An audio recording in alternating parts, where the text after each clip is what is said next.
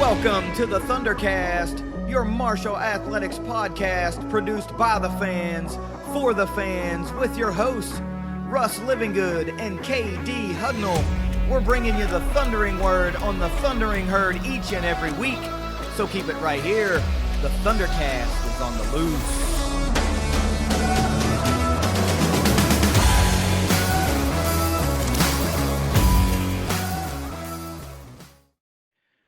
Thanks for downloading another episode of the ThunderCast. You can follow us on Twitter at ThunderCast_pod. And please, if you're a Facebook user, go ahead over to the ThunderCast page, give it a like so that you don't miss any of the potential contest opportunities over on that venue as well. Also, take a moment, go down to the link, the link in the description box, and subscribe to the ThunderCast YouTube channel because everything we do here ends up over there.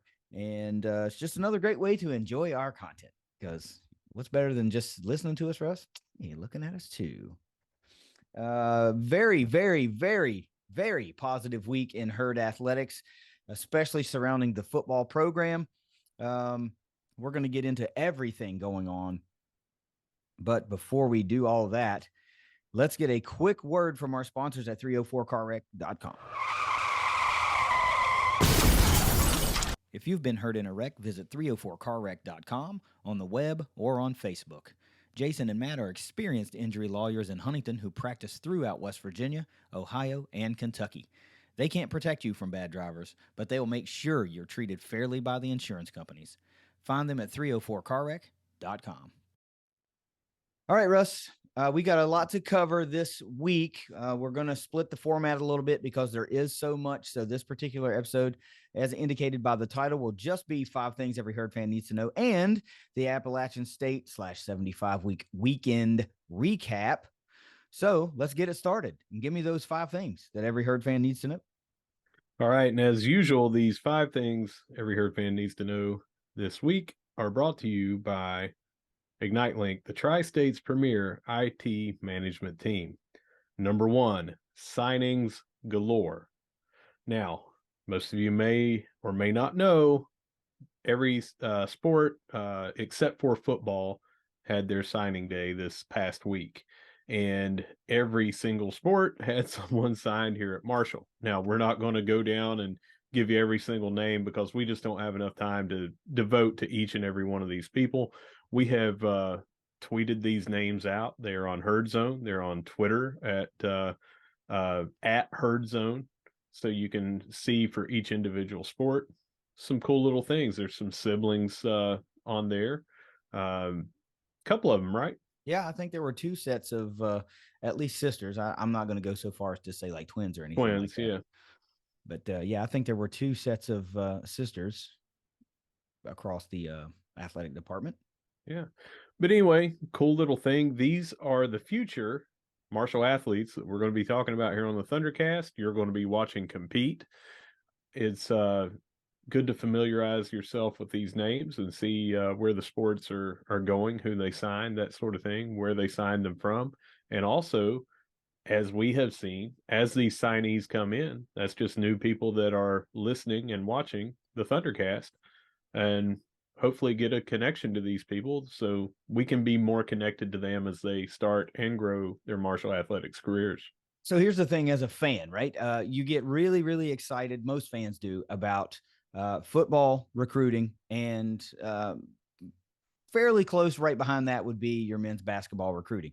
And in this social media age, it's really easy to show that same kind of energy to everybody because it costs $0 to retweet. It costs $0 to like. So when that announcement comes out from, say, the women's basketball team or the tennis team or the softball team or the baseball team, it's you might as well retweet that too. And because what that will do is give you some familiarity with these names. If there is a linked social media handle in the tweet, usually Marshall doesn't do that, but if there is, you should go ahead and follow them, right? Because these are our athletes now, and we want to support them.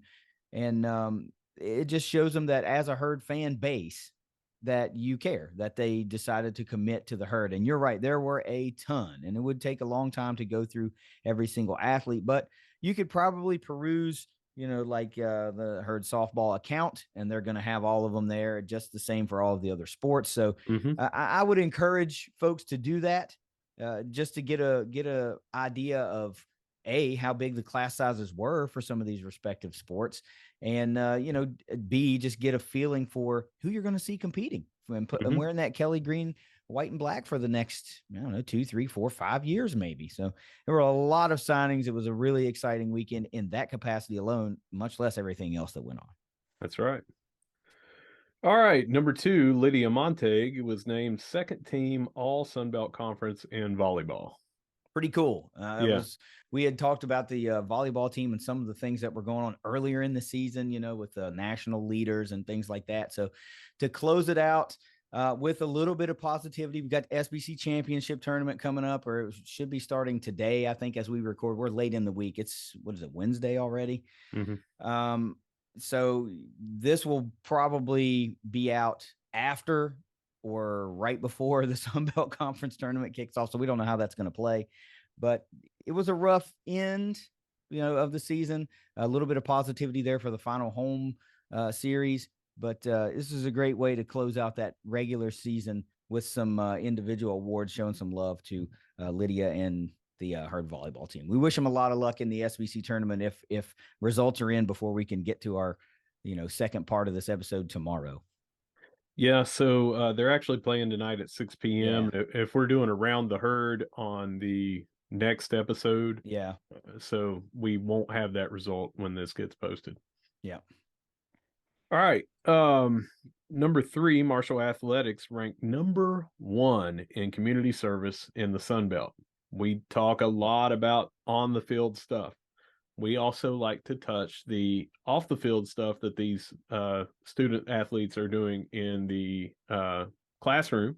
Mm-hmm. We've had a lot of different news about how well these different teams and individuals have performed. And now this is just another cherry on the top when recruits and especially their parents and family members are looking at this. We've already talked about how well they do in the classroom. Hey, they're getting it done out in the community as well, doing a bunch of community service.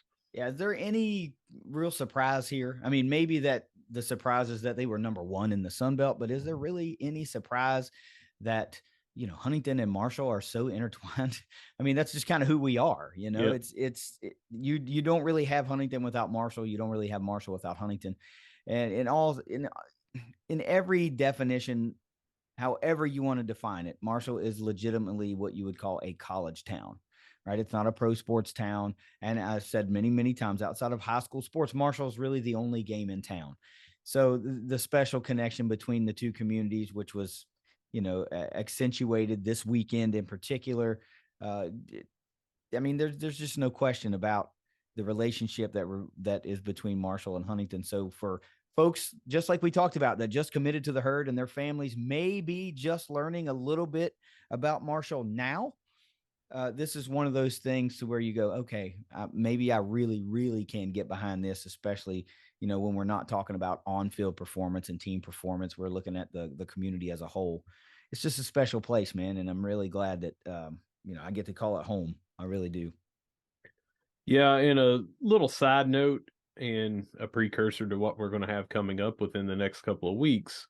Some of this you can tie back into the NIL thing that Yeah. we have going on, the Thunder Trust. Yeah. And we're going to have a representative from the Thunder Trust on here so we can tell you and have them actually tell you more about what they do and how they do it. But I think it's pretty daggone cool that they tie community service into that as well, because these athletes, one, already want to do it, but it helps the community grow and really puts a shine on our athletes. All right. So number 4 is men's soccer is traveling to Elon for the opening round of the NCAA tournament. That'll be tomorrow at 6 p.m. This is the 4th consecutive time that they have gone to the NCAA tournament, and that ties, as far as I know, a Marshall record for straight consecutive tournament appearances in any sport. Yeah, this is a big deal. Mm-hmm. Some folks, I guess, from other schools will still scoff and, wow, 4 times great. You know what? So what? You got to start somewhere. And Mm-hmm. here we are. Some of those schools didn't make it. this year, and here we are still standing. But anytime you can make this sort of run, it's 4 years now. How many weeks has it been in the top 25 consecutively? I mean, this is a big deal. And we've talked about it over and over and over about what has been built here with the men's soccer program.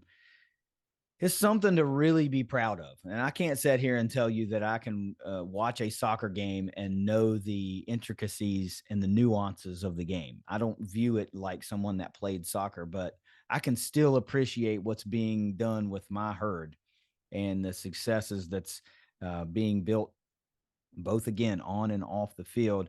And once you make the field, that's all it takes. You got a chance to win it if you make the field. So if we get hot, we're capable of doing that. We know we're capable of going, goal for goal with anybody in the country.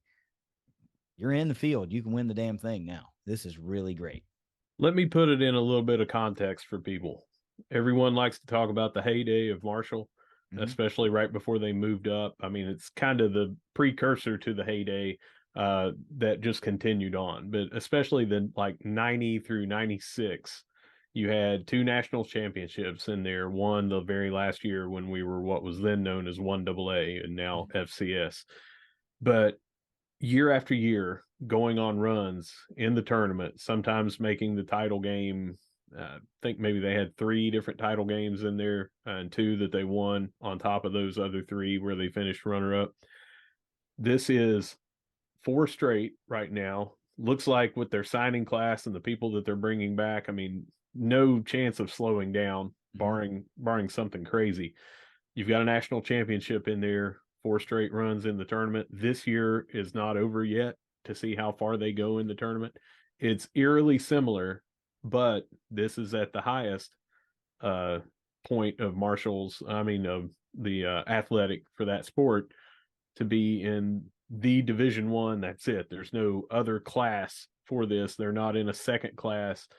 Not to take anything away from what Marshall was doing, but they weren't playing Alabama and Georgia and all those teams in football. And this is very special what they're doing here.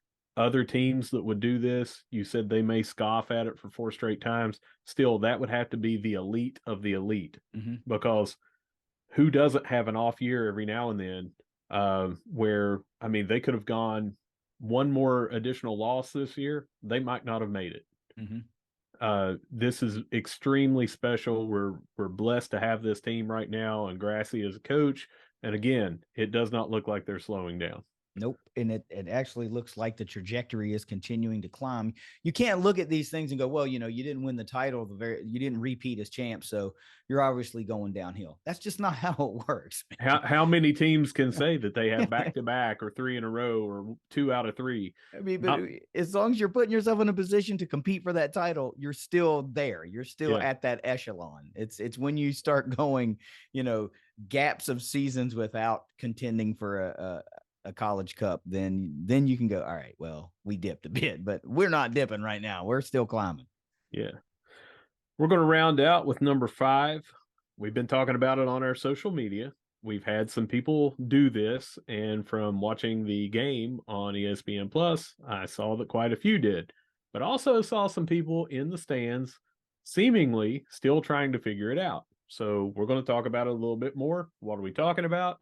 Download the Herd Zone app. Go to your app store on your phone, download that app, and then we have a video that we have shown how to navigate that app to go all the way to click the menu button in the top left, go all the way down.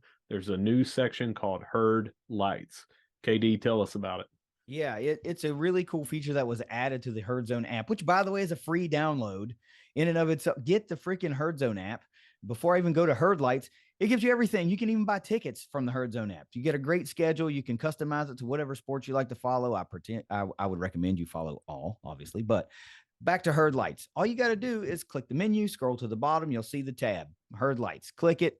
All you got to do is give it a few permissions to use features on your phone, like lights and the microphone, so it can pick up the sound from the sound system. And what it's going to do is sync once you're in the building, once you're in the cam, it's going to sync with the sound system to provide a custom light show using your phone and every other fan's phone that has set up the Herd Lights feature to provide a customized intro for basketball games or any other events that they want to use the Herd Lights feature for. It could be volleyball, it could be, whatever, any just side event that's going on in the cam. So please do that and take part, because hey, the more folks that we have that have that feature enabled, the cooler it's going to look. Now, do it now. If you're listening to it right now, just go ahead and download it right now. It takes maybe 20 seconds to set up. What you're not going to want to do is forget about it and try to be sitting in your seat in the cam and then try to set it up, because, well, we all know how cell service is in those buildings. So do it now. Just download it, click it, set it up, couple buttons you push, boom, you're set. Now all you got to do is enter the building and open the app when it's time to get things going. You'll be ready to roll. But that is a super cool feature. Very interactive, provides a lot of enhancement to your Herd game day. And who knows, maybe at some point down the road, maybe next year, maybe it's something they'll be able to incorporate into the football games. I don't know. I'm just speculating. But for now, in the cam, you can provide a really cool accent to the game day experience just by downloading the free app. Yeah, so what I saw as the camera panned, I was unfortunately not able to go. I dropped you off at the airport, and then I had to get back and help with the kids. Wasn't able to go to the game, but as a family, we sat down and watched the basketball game. And during that pregame, you could hear "Thunderstruck" was one of the songs that was played in the background. Very cool to see all the lights.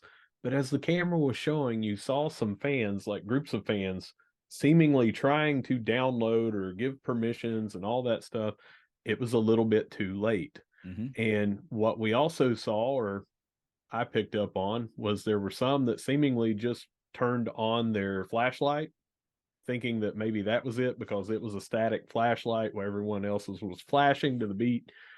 So perhaps they didn't know about it. So please, not only do this, spread the word to everyone that you know. Anyone that is going to the basketball, volleyball, anything in the cam, we know they can do it there. They can turn the lights down, give it a great atmosphere. Look, guys, the players themselves were just staring and looking around to see all this light show going on. It was super cool. It's cheap, i.e. free. Yeah. So do it. All you got to do, give permission for your camera and your microphone so it can pick up what's going on, and it'll do it all itself. You just hold your phone up. Yep. I just went back through my timeline there, our timeline, and retweeted that tweet once again. So it's pushed back to the top of everyone's feed if you happen to follow the ThunderCast. And I'll continue to do that, from time to time until we get enough folks that have that done. But that's a super cool feature, and it's free. I don't know why, you wouldn't do it. Well, that wraps up everything with 5 things every Herd fan needs to know this week. And as usual, brought to you by Ignite Link. Ignite Link, those guys are just awesome. I had an opportunity to spend a little bit of time with them, of course, because I was in for the football game. It's always good to get some face-to-face time with Jed, and I even saw Josh there for a minute or two. Just great folks, and we can't thank them enough for continuing to sponsor 5 things every Herd fan needs to know and help us produce and power ThunderCast Live, which, by the way, was awesome this week. I went back and watched it. And that was a good one, man. It was very entertaining, despite the fact we were freezing our butts off. How did that chili look?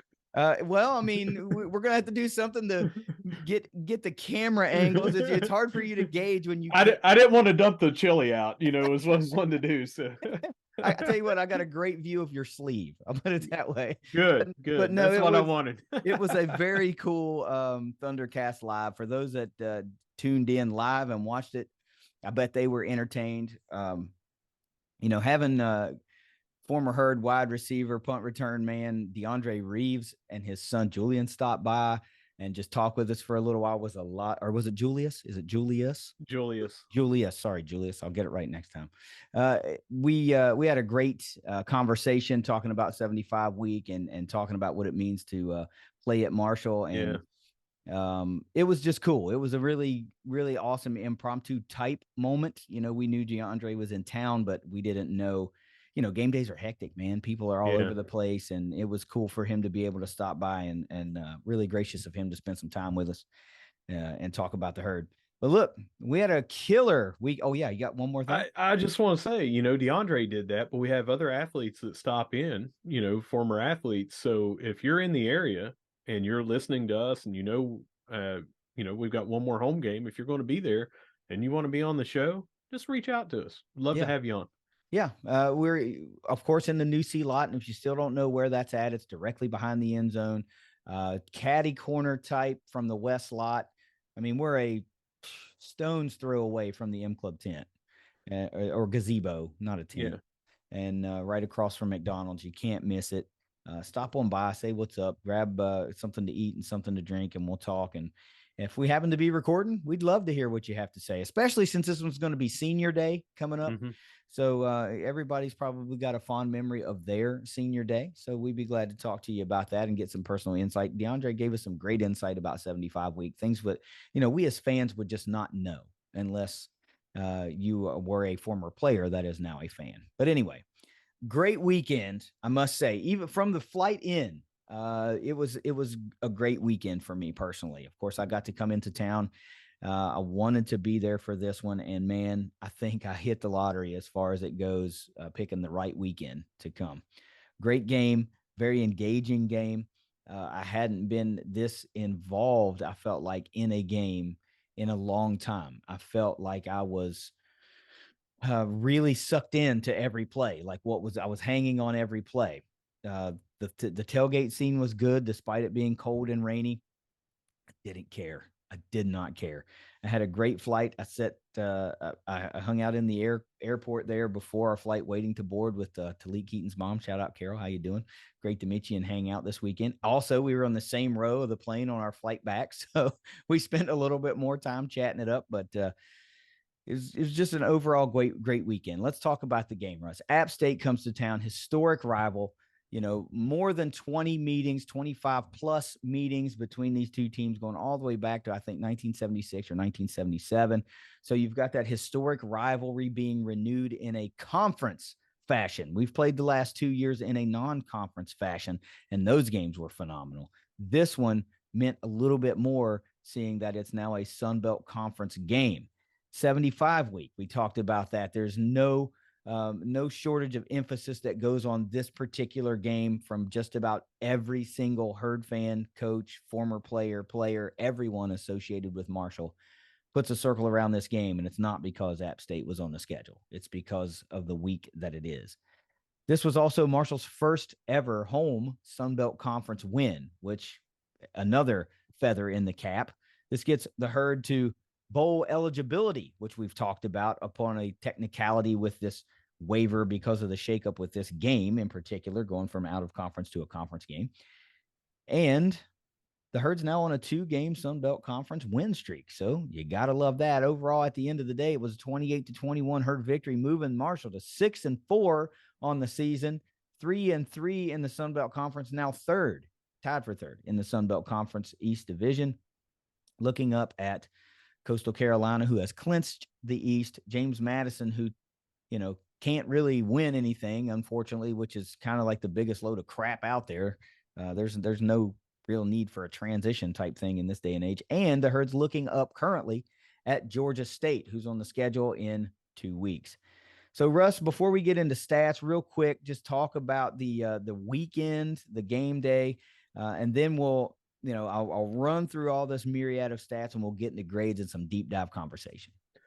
Well, first, always good to have my brother KD coming in. Had a really good weekend, able to have you there at the tailgate with me. Game was awesome. The atmosphere for the 75 week, the tribute game. Notice we are not calling it a memorial moving forward. It is a tribute. Helmets, uniforms, the game, the result, every single thing about it, except I needed it about 60 degrees warmer. That would have been it. That would have been a great weekend. It was really nice. I mean, we're going to talk about some things that went right and went wrong in the game itself, obviously. But for an overall weekend, I don't know how any Herd fan could come away from this one without any feeling other than borderline jubilation. And hey, even someone that came in and said, you know what, I'm going to stop by the volleyball. We're going to talk about it when we go to Around the Herd. That'll be in the next episode. Mhm. But they swept Arkansas State. So if someone came in Friday evening and they caught the second game of that, which is free, by the way, anytime that Marshall volleyball is playing, just go in the cam. Uh, they what a weekend. I Yeah. mean, I can't think of anything that happened over the weekend that where Marshall lost anything. Yeah, Uh, it was a quality weekend for Marshall University and University athletics. Like I said, other any feeling other than basic jubilation and pride is hard to come away from. I don't know how you can have any ill will. I mean, you can sit here and be mad that we muffed a punt that led to a touchdown, but that doesn't take away from the weekend, you know. But let's talk about some stats here and get into this game, and then we'll deep dive into some discussion for grades. The indicators, Russ. Marshall and App kind of, it's a push. I mean, this game on paper was really, really tight. And of course, the score indicated that too. But when you talk about how these teams scored, it favors Marshall a little bit more, I think. Total yards, though, 341 for the Herd, 293 for App State. Time of possession, the Mountaineers actually nip Marshall in this category. 28-14 for the Herd, 31-46 for the Apps. First downs are a push, 17 each. Turnovers are a push, 2 each. Cam Fancher, and I think he took another step this week with all that was surrounding this game, with all that was on the line, really, all these different types of, bragging rights and rivalry and, getting 2 games over 500 and, bowl eligibility and all that kind of stuff. And 75. What a great game. 16 of 28, 225 yards, 2 touchdowns, 1 interception, 12 carries for 37 yards, just 1 sack on the day. I think that might be the biggest stat point there that is a little bit surprising. Kalen Laburn, 18 carries for 53 yards, 1 touchdown on the ground. Charles Montgomery, hello, Charles Montgomery. We may have ourselves a legit weapon here moving forward, folks. If you haven't paid attention, Charles has been busting out a little bit more each and every week. And man, oh man, what an exciting play on a much needed down and distance there to go 71 yards. 5 catches, 109 yards, leads the team in yardage on the day with the long of that 71 yards. Corey Gamage continues with the emergence of this downfield passing game. Corey Gamage has emerged week in and week out as the bona fide number 1 that we all knew he could be. 6 catches leads the team this week, 91 yards and a touchdown with a long of a 32. The opening drive, Russ, this Herd offense, 10 plays, 80 yards, touchdown drive. Beautiful. Chef's kiss drive. It's exactly what the Herd needed, was to start fast and go down and get a touchdown. Along with that drive, several key conversions that kept that drive going. For the remainder of the game, just some gimme stats there: 6 of 15 on third down, and several more clutch conversions where our guys fought for yards to move the chains. This was a real character type game for me.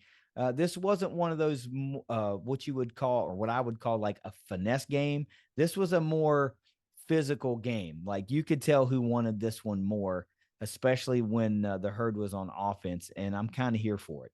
I'm glad that we saw a little bit more gut check stuff and the I'm fighting for the extra yard type stuff. It means a lot to the crowd when they see you, fighting to get that extra yard for the first down. Defensively, Eli Neal has a big day, 9 tackles, leads the team, 5 solo, 1 tackle for loss of pass defended, and 3 quarterback hurries. Tackle legs, 8 tackles, 3 solo, a sack, 1 tackle for loss, and 4 more quarterback hurries. Charlie Gray, EJ Jackson, Abraham Beauplan, all with 6 tackles apiece. Impact plays, sacks by Taquez Legs and Sam Burton. Micah Abraham grabs an interception, and if by now you haven't seen when that occurred during the game, we'll talk about that in a little bit. And then a fumble recovery by Danesis Miller. Chase Bryce started this game 1 of 10 passing. 1 of 10 passing. The apps went 5 of 17 on third down, which is slightly above Marshall's season average of 29%. And they only allowed 14 points, but those both came on relatively short fields. So there's not much you can say. This defense just came to work again and did their freaking job. Special teams. Reese Verhoff goes 4-4 on extra points. McConnell has 6 punts for a 38.5-yard average with a long of 45-1, lands in the 20. And then it gets weird. Then it gets weird. Two big positives and two big negatives on special teams. We have a muffed punt that leads to eventually an App State touchdown. We have a kick return allowed for touchdown. Then we block a punt that results in a Marshall touchdown, and we get a fumble recovery on the opening second half kickoff to give the Herd possession immediately. So what a wild game from a special teams standpoint. Russ, real quick, let's revisit our keys to victory, and then we'll get into those grades. What was your number one key to victory? My keys to victory were number one, pressure on Chase Bryce. I don't know that Chase Bryce got as many sacks as Chase Bryce should have gotten. Yeah. Yeah, especially in the end zone. Almost had him for a safety. He was able to hit the tight end and extend that. They didn't get a first down off of it or anything. In fact, that was, if I remember correctly, the precursor to the block punt in the end zone. But we had him, and he started, like you said, 1 for 10. At one point, let me see when this was, because I've got it here as a note.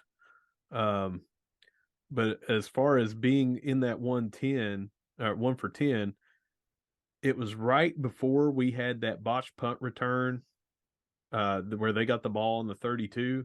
That's where he was 1 for 10. That was their final drive, almost took all the way into halftime. So before he hit a couple of people on that series, the guy was doing absolutely nothing. He didn't beat us during the game. I mean, I'm not talking about on the scoreboard, but even if they would have come back to tie, it wouldn't have been because of anything he was doing. We'll get into that. I'm saying that's a key right there that we hit, was putting pressure on Chase Bryce. Yeah, that was also my number one key to victory, was you got to get to Chase Bryce, which we were ultimately, I guess, unable to do from a sacks standpoint. You only get 2, but geez, he squirreled out of like 6 more. Yeah. So they kept him under duress all day long. And starting out 1 of 10, when you're talking about a senior quarterback that's played that much ball, you got to Chase Bryce. You did. And we talked about the importance of having him turn the ball over, a 24-5 touchdown to interception ratio. We go up and get one in the end zone. We did our job. And so that's a definite check mark for me. What was your number 2? Number 2, shut down the run. I say we did that. Yes, they got over 100 yards. I believe it was 116 total. It took them 40 attempts to get to that. 2.9 average. That's shutting down the run. And, you know, a lot of that was, like you had mentioned, Chase Bryce getting out of those sacks and just, you know, getting 6 yards here, 7 yards there. That was some of it. Their Noel, Peoples, all those guys, they did not really do much of anything. Yeah, I think Nate Noel led their team with 72 rushing yards on the day, which is commendable against a Herd run defense that, you know, basically allows that much on the season. But they couldn't do enough to sustain anything, especially when you're talking about their passing game just being legitimately shut down for an entire half almost. And my number 2 key to victory was Cam Fancher must be a true dual threat quarterback, and he was exactly that. Passed the ball well, moved the chains, picked up a couple first downs with his legs a couple of times, extended some plays, only getting sacked 1 time. It's huge. So another stride in the evolution and development of Cam Fancher in a well, I don't want to call it a must-win game, but from a fan base perspective, this was about as much must-win as it can get. So that's a definite check mark too. What was your number 3?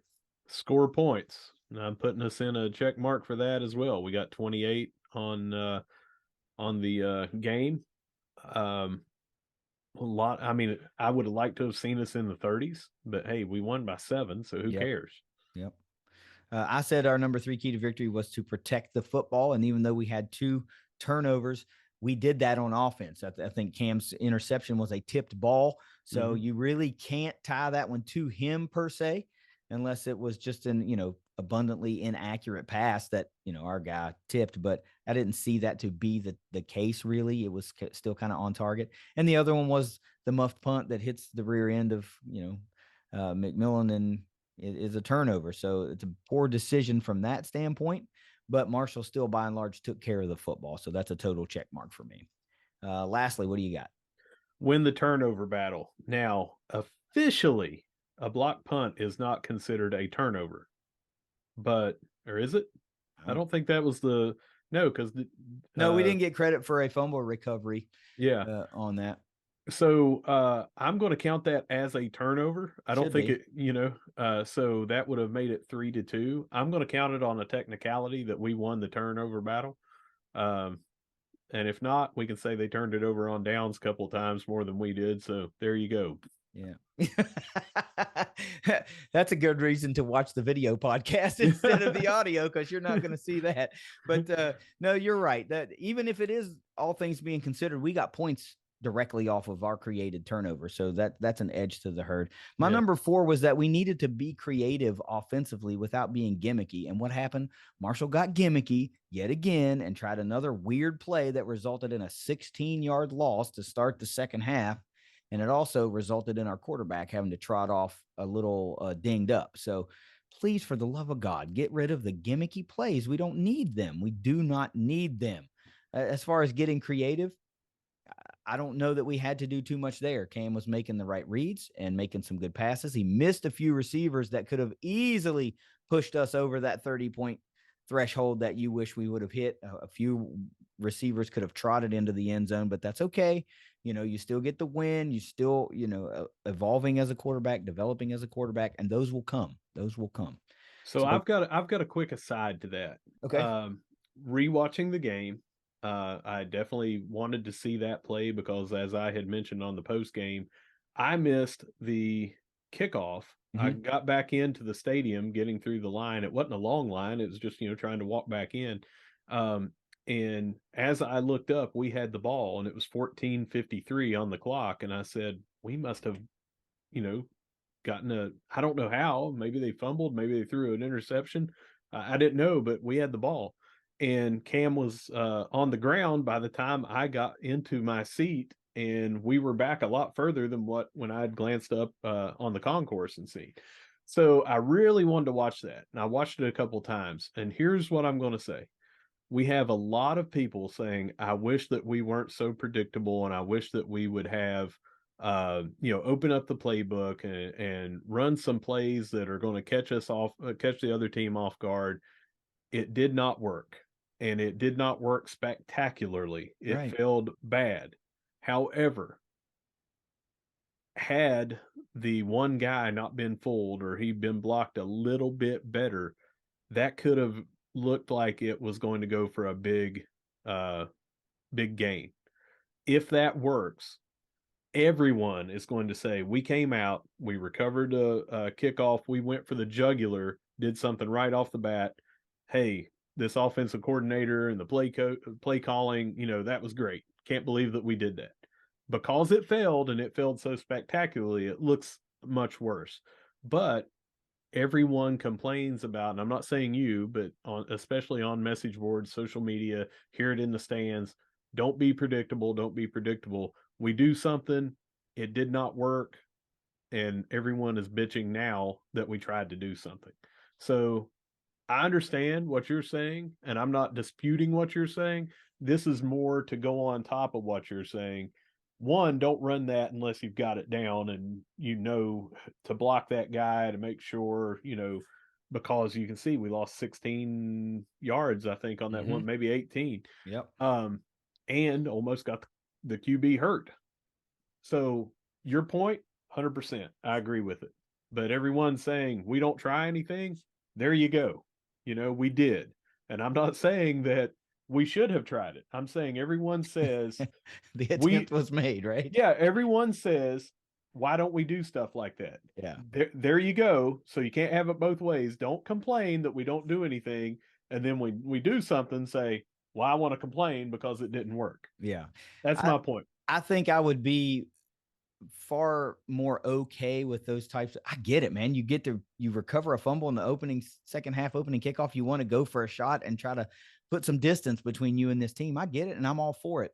What I'm not for is these kind of gimmick plays that have failed spectacularly all season. So Mm-hmm. maybe that's not our forte at this moment, especially when you have a guy like Corey Gamage that can just about outbody any defender in the conference. And you've got a guy like Charles Montgomery who has torched that particular defense up until that point in the game already.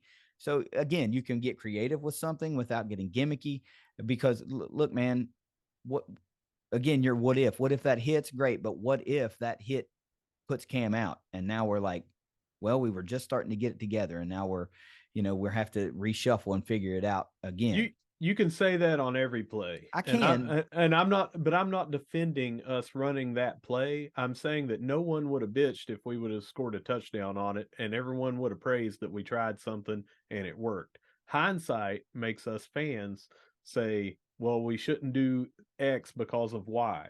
And again, this is not what you're saying. I'm saying everyone out here that's calling and saying, why are we not running this? Why are we not running that? We just ran it. We lost 16 yards and we almost lost our quarterback. That's right. We are running it. Well, we at least tried it and it didn't work, right? Yeah. And we'll talk more about play calling in the breakdown.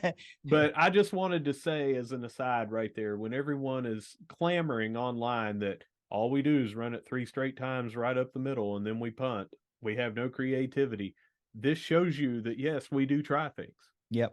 That's all I want to tell everybody. We did at least try it. Yeah, you're right. Did you already cover your fourth? I don't know. We got into that real quick. Okay. Yeah, we're done with all those. So I'm giving an X to the be creative without being gimmicky. And I don't care if we tried it and it didn't work. I don't want to see those gimmick plays, man. I really don't. Let's move on to some grades. What do you got for the quarterbacking for 75 week? B, solid B.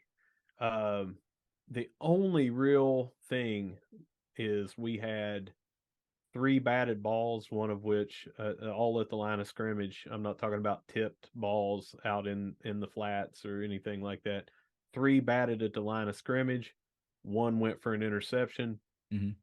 One other one would have been real close to an interception. So that's one of these things. I don't know if that's on the quarterback, on the offensive line, on a mix of both.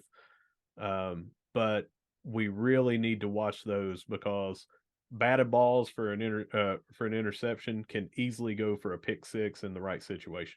Yeah, and this would have been one of those devastating ones, right? In a nip and type of game where points were even though there were a lot of points scored, they were still kind of at a premium, because one team wasn't scoring with ease and the other team we were dominating them defensively, and they were still in that game.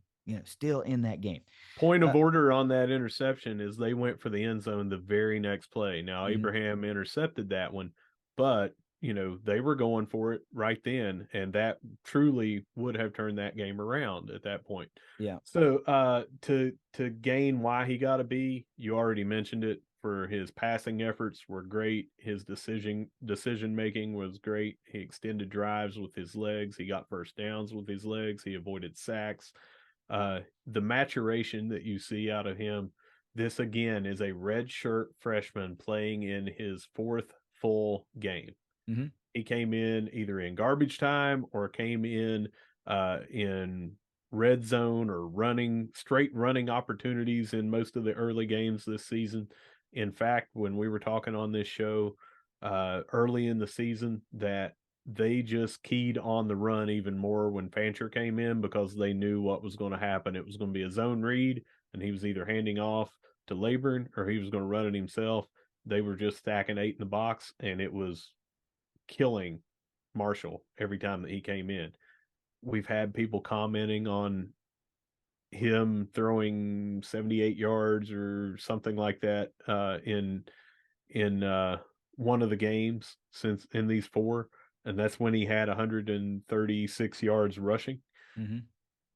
Now he's doing a little bit of both. Yeah, he didn't have 136 yards rushing yesterday, but he was beating people with these legs, and he was hitting these throws over the middle and over top of the defense, things we've been calling for all season long. And he's doing it, and we weren't doing that before. We weren't even throwing them until these last 4 games when he's come in. So solid B. Really only thing I can take away is those batted balls. It would have been an A overall without that. Yeah, a few batted balls at the line and a few, like I mentioned before, a few missed opportunities for huge gains and or potential touchdowns, on those, shallow post routes or whatever. But Dude, I'm not mad at that. I'm just not mad. I'll tell you what, in particularly, where I'm sitting in the far end zone towards the student section or towards the band, that end of the end zone. And he throws that touchdown pass to Corey Gamage, which I could not have been any farther away because it was the direct opposite corner of the end zone. And when he throws that ball, I was like, man, that's a horrible throw. And it was a beautiful throw. Best throw. You couldn't have thrown it any better. I mean, No, you but know, to me, from 150 yards away, it looked. I was like, I don't know what I was thinking I was looking at, but I looked at the replay and I was like, dang, he dropped that bad boy right in the bucket. Like that was a beautiful ball. So now it's not just touch passes, or it's touch passes along with a stronger arm and that deep downfield threat, hitting the middle seam routes, all of it, all of it. It's coming together nicely. So Be's fair. You're one or two plays, three plays away from being an A plus, an A or an A plus effort. So yeah. there's not much you can get angry at.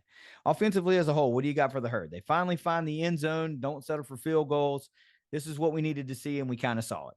I had a B plus on them, and we had a couple of drops where Fancher hit them right in the hands, or at least where their hands should have been. We had some penalties on offense that were, we had more penalties on defense and special teams, but the pass interference, which was not really pass interference on Gamage right before the half, and then on a holding call that when we started off on the 20 put us back on the 10. That was big as well. So they get a B plus. We could have ran a little bit better. Laburn was really dinged up in this game. He wasn't needed, but he just was not himself. You could tell he came out several times favoring the right shoulder, as has been a problem the last couple of games, and you saw Payne come in more. So it could have been better, but what are you going to do? Nitpick? B Yeah. plus. Just watch your holding penalties and watch your pass interference phantom calls. That offensive pass interference call on Corey really reminds me of like back when Shaq was playing ball, and he's Yeah. just bigger than everybody else, so everything just looks like it's magnified, because he's a little bit bigger and stronger, so his movements, are accentuated. But like I told you at the house, it didn't look to me so much as a push off as him just extending his own arms, kind of creating distance. He wasn't pushing the defender away. So, but I get it. He's a big bodied guy. And whenever an official sees the arms get extended, the immediate reaction is, well, that must be a push off. And I didn't see it that way. I didn't see the defender being eliminated from the play because of Corey's push. I saw it as just a simple extension of the arm to create some distance. Oh, and by the way, he caught that ball towards the sideline, twisting, so that defender, I don't know what he would, maybe grow a third arm to try to make a play on that ball, but it wasn't going to happen anyway. It's just a bad call. Yeah. But I love it. I mean, the red zone offensive scoring was finally there today or Saturday versus trying to settle for those field goals. And we needed that. And I can't go back to overstating the opening drive was exactly what Herd fans needed to see. They needed to see this team go on a almost 7-minute drive to open a game, go right down the field and punch it in the end zone and walk off with a 7-0 lead midway through the first quarter. It's exactly what we needed. Defensively, what do you got for this Herd defense? A minus. Other than penalties, nothing bad. I mean, even those weren't bad, but you've got to watch those. We had a couple of them, and they were pass interference calls and some other things that we just really, really need to dial all of those in. We're talking about the batted balls would have made Fancher have better. The offense would have been better without their penalties. The defense would have been better without their penalties. These Marshall beaters, as Huff calls them, they will beat you if a couple of things go differently in this game, so A minus. So and they have, we've seen that those plays in other games have beaten Marshall. And I can't say enough about the defense to what they did to gain that A minus against a very good App offense. They just neutralized it all. And we'll talk about it. They scored from the 32, they scored from the 50, and Mhm. they scored on a punt return, which was not against the defense. So this defense gave up 14 points Yep. when they had the ball on. Let me run these off real quick. App State's 20, they punted. App State's 47, they punted. The MU 46, they punted. The 50, turnover on downs. The MU 33, an interception. The App 28, they punted. The MU 32, touchdown, finally. App State 7, we got that block punt. The App State 25, they punted. The 50, they got the touchdown. The App 34, turnover on downs. And finally, the App 25, turnover on downs. So they had it on the 50 twice.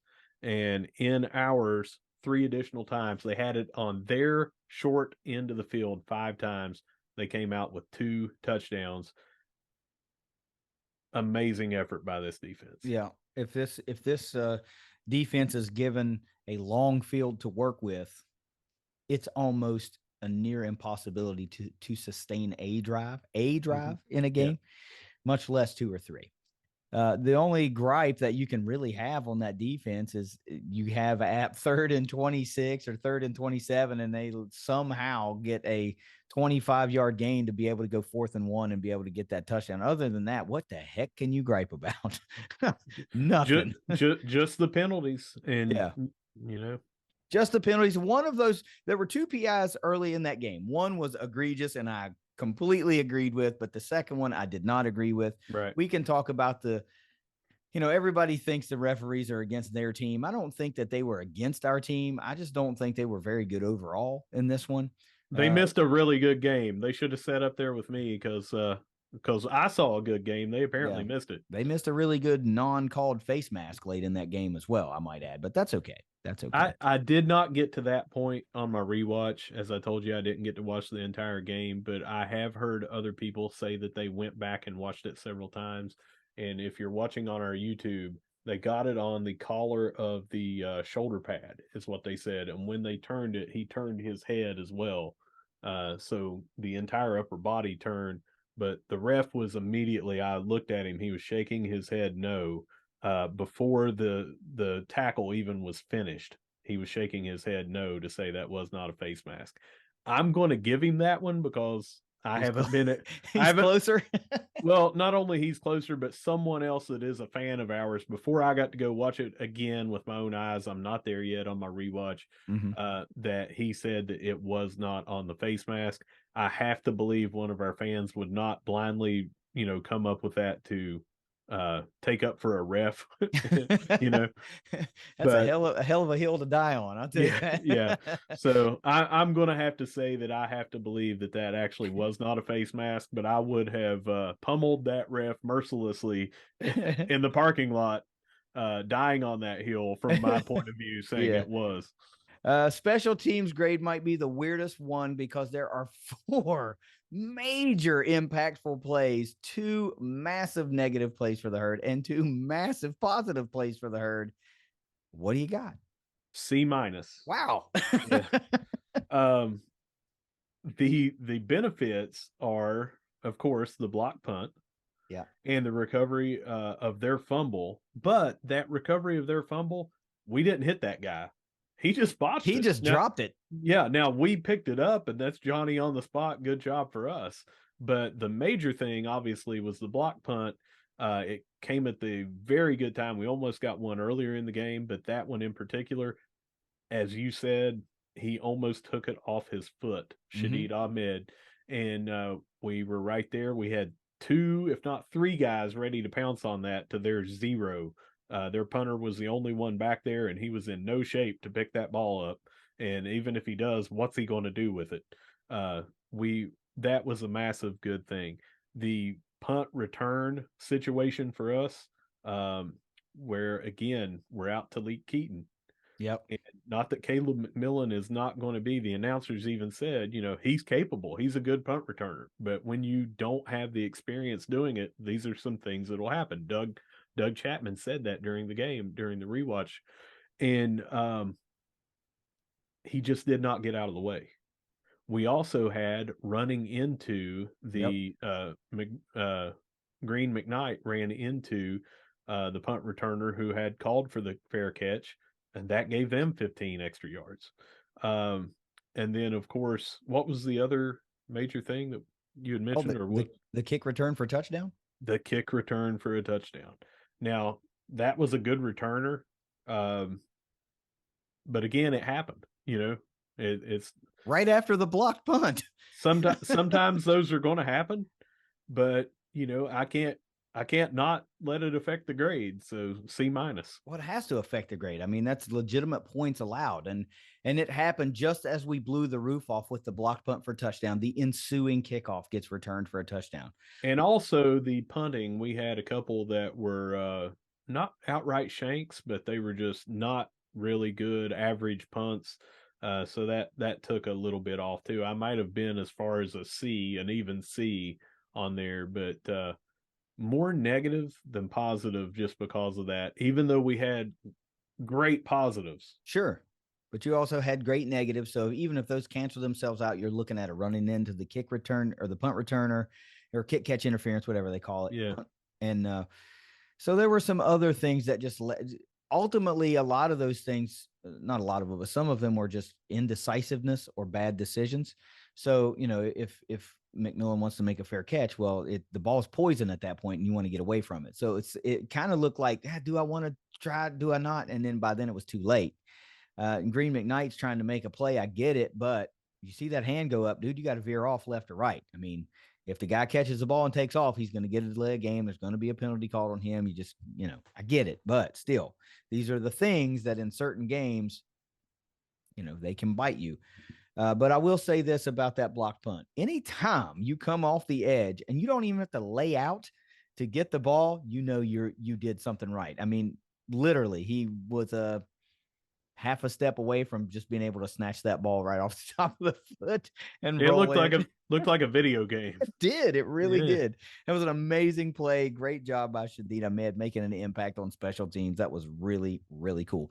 All right. The coaching grade this week. What do you got? A minus.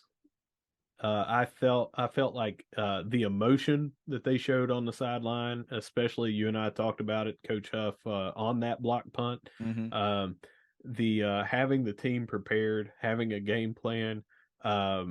We put ourselves in a position where up 14-0, and until that botched punt catch, it looked like we were maybe having a chance to go down and make it 21-0 before the half. Mm-hmm. Uh, very good. I can't remember why when I put this down as A minus that I was taking anything off, and it could have been because of the trick play that didn't work.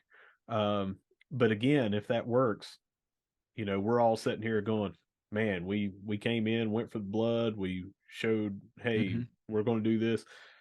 A minus, very good, especially earlier in the season, and still having some idiots out there saying we need to fire the entire coaching staff, or in particular, certain coaches. A minus. And So I just this, want to clarify, I've not said that, not one time. I've been defending our coaches. I'm just saying there are people out there saying, yeah, we won, but we didn't get a touchdown. Everybody needs to be fired.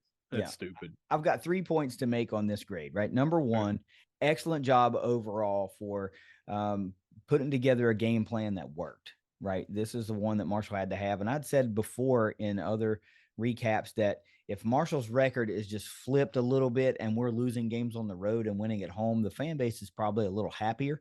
So in order to quiet some of those, more vocal negative voices, this one was kind of a must win.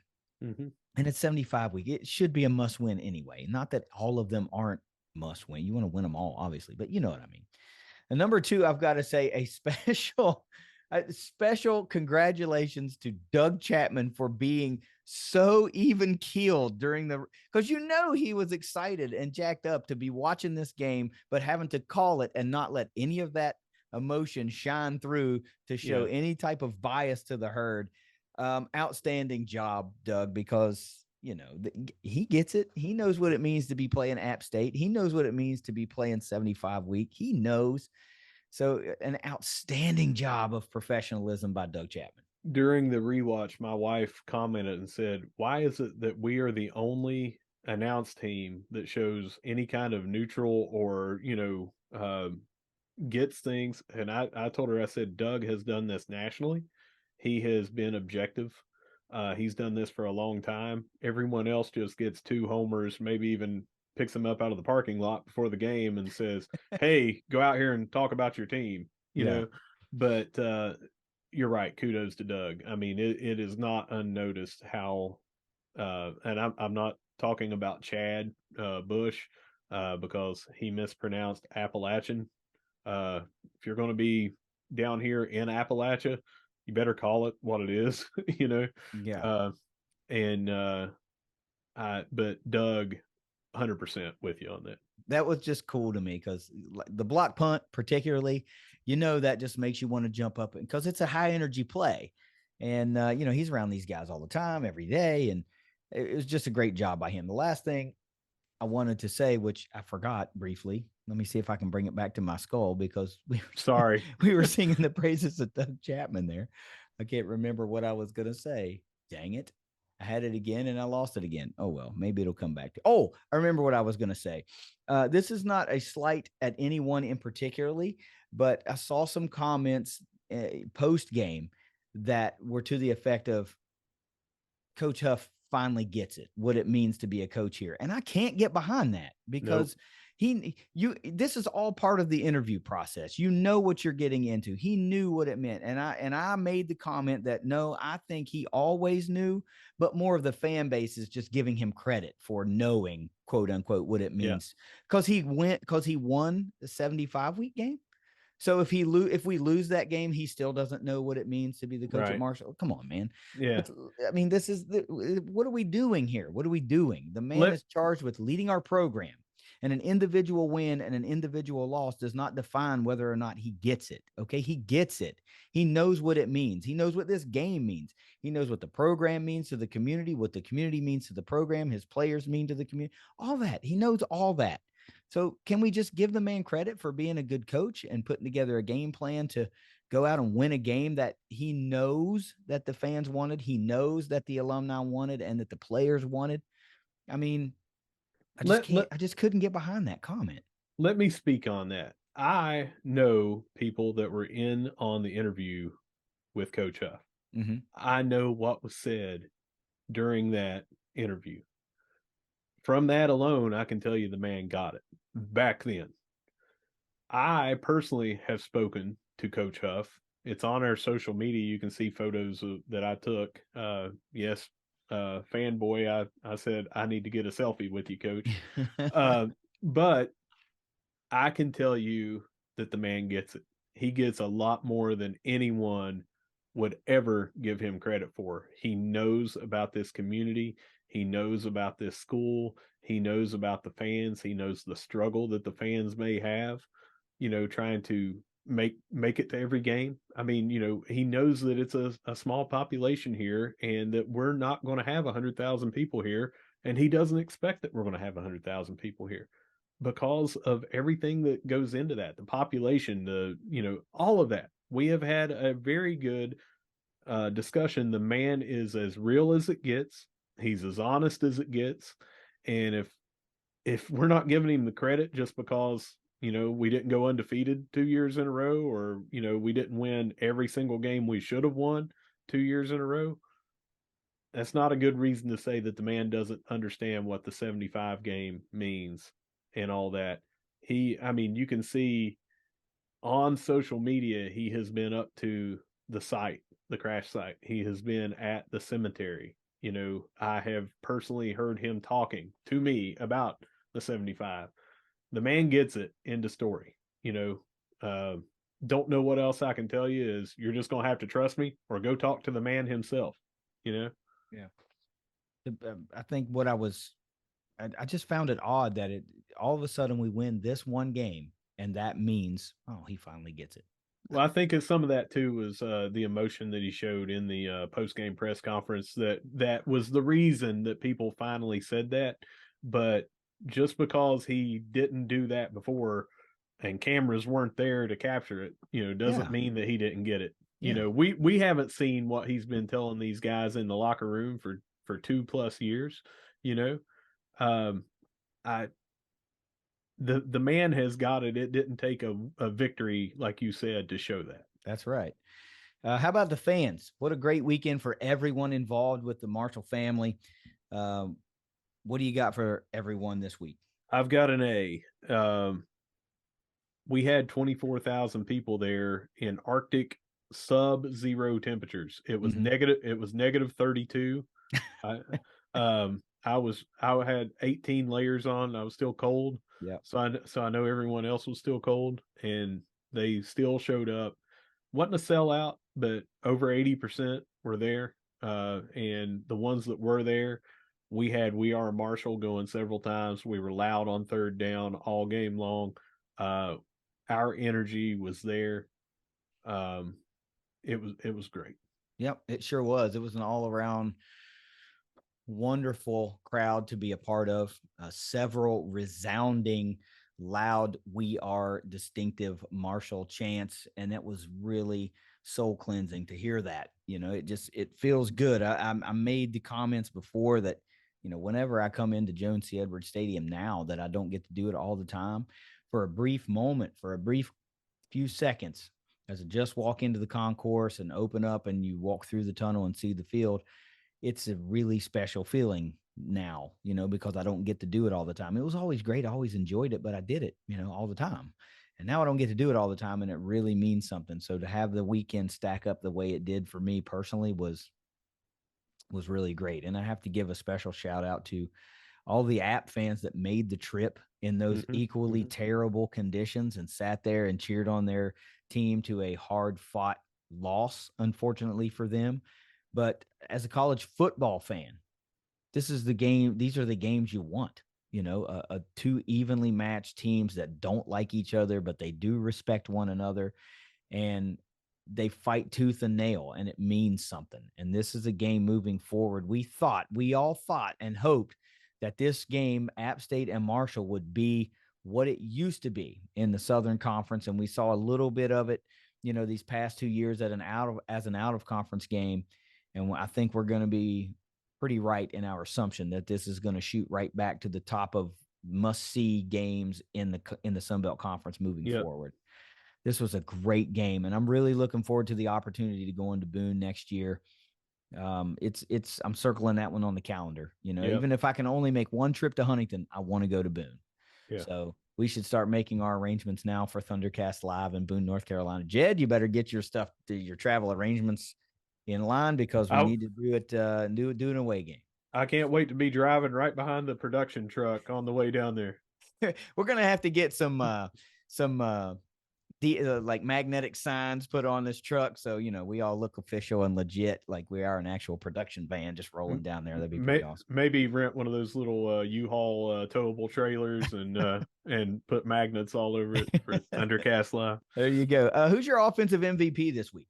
Fancher, he had drives of 80, which you mentioned. A second one was 80 that started off with a 10-yard holding penalty. So really it was a 90-yard drive at Mm-hmm. that point. And then the last one was 82 to help seal the game. Yeah. And we already talked about dual threat. He did it.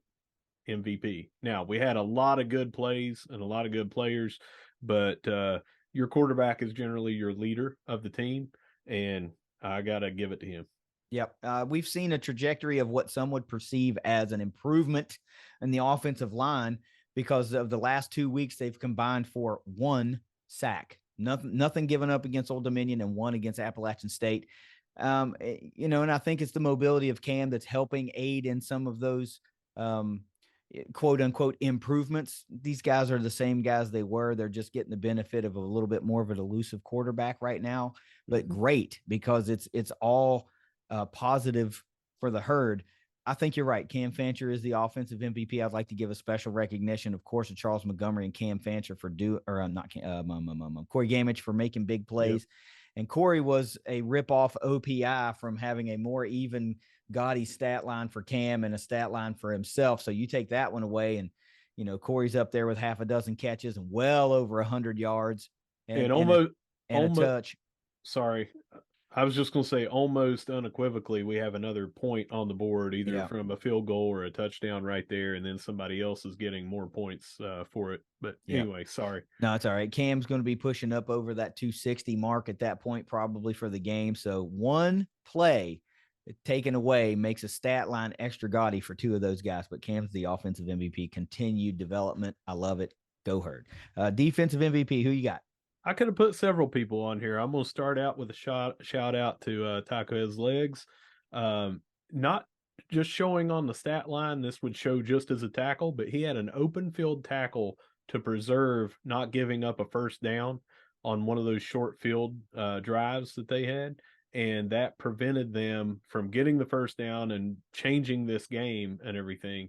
That is on top of his tackles for loss and the energy that he brought, the double teams that he brought, all the big stuff that he was doing. But he tackled their running back in the open field by himself to preserve getting a first down. But I'm giving the defensive player of the game to Micah Abraham. You said we were going to talk about when he did this, so I'm going to let you talk. But he intercepted one in the end zone and just shutting down their receivers as he always has. Well, apparently he was covering the second coming of Randy Moss, according to some, Yeah. but not according to Doug Chapman. Way to go, Doug, for sticking up for your boy and maintaining the greatness of one Randy Moss. Not every guy that comes through the college football that's 6'4" and a little bit of speed in him is cut from the mold of Randy Moss. But Yeah. That was that was good. If you go back, watch the replay or on that interception, just go listen to the audio. Doug sticking up for the Herd greats. I love that. Shout out Doug Chapman once again in this game. But yes, Taquez Legs, since his return from injury, has been nothing short of a vital element into this defensive line, making plays week in and week out. Excellent pick from Micah Abraham, getting that interception, picking off a guy that's really hard to intercept. And I must say that was probably the prettiest pass of the day by Chase Bryce. It was a beautiful pass directly to Micah Abraham. I thought when I was throwing it to you, you were going to talk about when he intercepted at the I am. time. I'm sorry. Go ahead. I am. If you That's it. did, That's the only mistake I'll ever make on this show. no, the beautiful pass lands right into the breadbasket of Micah Abraham. And as the play is blown dead and the change of possession occurs, you look up on the clock and it's frozen at 11 minutes, 14 seconds in the second quarter with Marshall up 7-0. So the scoreboard again reads 11-14-70, just as it did in 2015 after a first quarter touchdown run by Remy Watson to make the scoreboard read 11-14-70. I don't think these are happenstances. I'm not one for whatever you want to categorize it, but that's just that's an anomaly that now is starting to not just be an anomaly. I talked going in about something always happens in 75-week games that doesn't always happen, that you point to and go, yep, it's 75 week. And you have that, which is a glaring facet. And then you have the blocked punt for touchdown that doesn't always happen. And then you really don't have the, follow that up with a kick return touchdown that doesn't always happen. I mean, 75 week is its own animal, man. And I'm so glad it's ours because nobody's got this story. Nobody has this game, and nobody gets to cherish those experiences like Herd fans do. What a great weekend. Special teams MVP, who's your guy? Shadid Ahmed. What more could be said for what he did? We talked about it already. I mean, nobody's going to top that, during that game, what he did. So, again, looked like a video game, man. Looked like you're playing with Lawrence Taylor, coming off the edge untouched, and he's our special teams MVP. Yeah, beautiful play. I can't talk about that one enough. That was just awesome. And shout out to Shadid for finding ways to make plays in the game. We've seen I guess a little bit of a cut in reps for him at the wide receiver standpoint. There's not as many targets. I guess maybe that's what you say. There's just not as many targets going his way. Some other guys are emerging. So shout out to him for finding a way to make a big impact in another facet of the game. What do you got for some final thoughts on this 75-week game against App State? I can't say anything more. Fans showed up reasonably with the weather conditions. We won convincingly. We probably could have won even more convincingly. We just seem like we're back to where we were earlier in the season. And a lot of that is, had we had Fancher again, I don't think that I think that he would be even more polished right now. Can't take away anything over the Notre Dame win that Columbia helped do, but we just hit a bad patch there of his. It just didn't seem like a good fit with his game with the offensive line. Mm-hmm. And I think you said it earlier, it's not just the offensive line has gotten better, because they have gotten better. But I think his game was not suited to what they were doing and the struggles they were going through as well. Fancher is now 3-1, and had we had a better start to that Coastal game, may have been 4-0 in his 4 starts.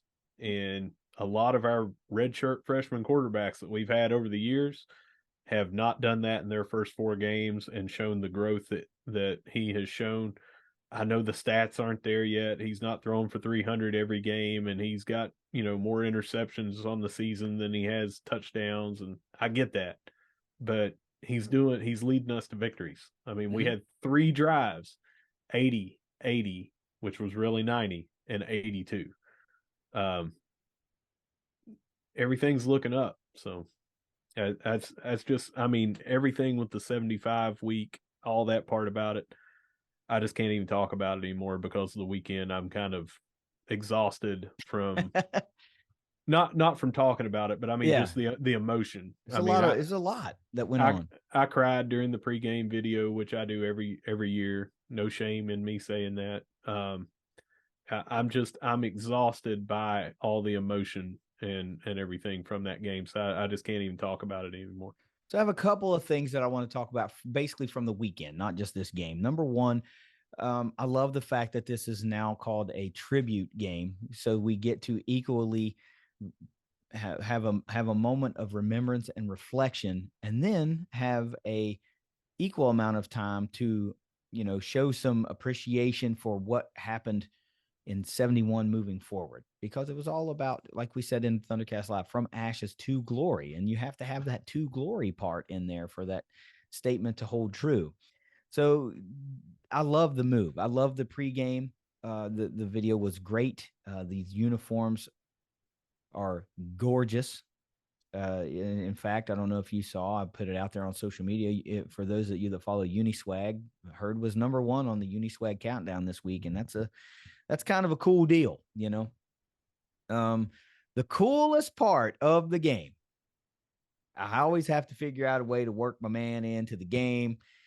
Owen Porter playing Iron Man football for the Herd. Just another aspect of this dude being a straight throwback. They line him up in the backfield, change his jersey number to 43 on those down and goal situations, and he's in there elite blocking, and then comes right in, throws back on the double nickels jersey, and's out there rushing from the edge.